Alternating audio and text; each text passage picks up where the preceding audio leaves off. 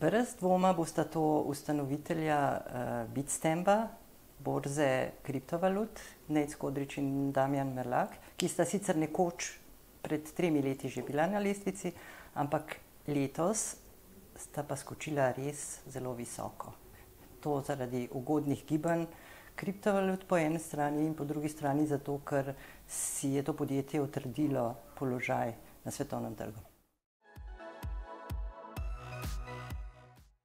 Zlasti prva leta so trdili, da niso, pa zakaj smo na tej lestvici, pa mi sploh nismo bogati. Nekateri še zdaj to radi trdijo, čeprav jih je vedno manj.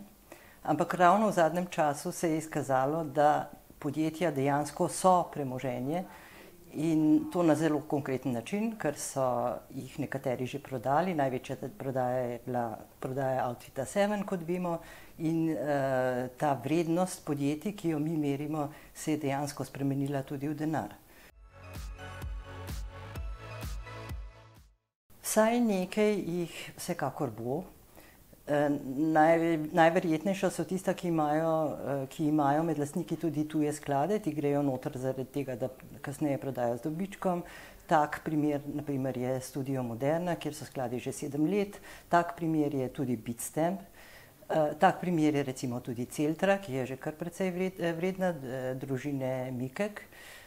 Sam Joc Pečečnik, na primer, že napoveduje že nekaj časa, da namerava prodati Interblok. Lahko pa se zgodi, da bojo se prodajala tudi kakšna manjša podjetja, morda tudi takih družinskih lastnikov, oziroma posameznih lastnikov, ki morda nimajo v družini naslednikov in bojo morali razmišljati, kaj potem, ko bodo oni se upokojili. Ali še naprej predati nekomu drugemu upravljanje ali pa preprosto prodati, ne?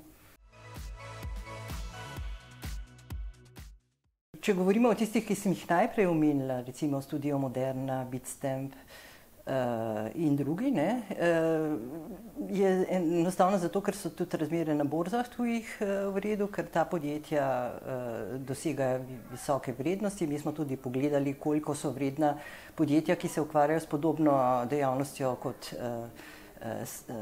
Studio Moderna, Sandija Češka, in tu smo videli, da je na svetu nekaj startupov starih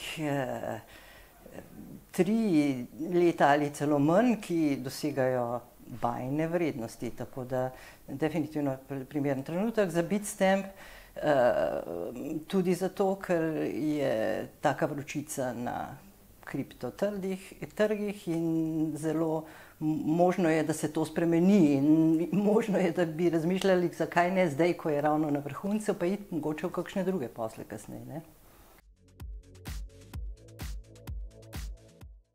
Na hitro sem jih preštela, koliko jih zaposlujejo samo v Sloveniji, kar je za nas najbolj zanimivo, in sem naštela okrog 26 000 zaposlenih, tako da z tega stališča gledano lahko rečemo, da je to premoženje najbogatejših Slovencev kar dobra naložba.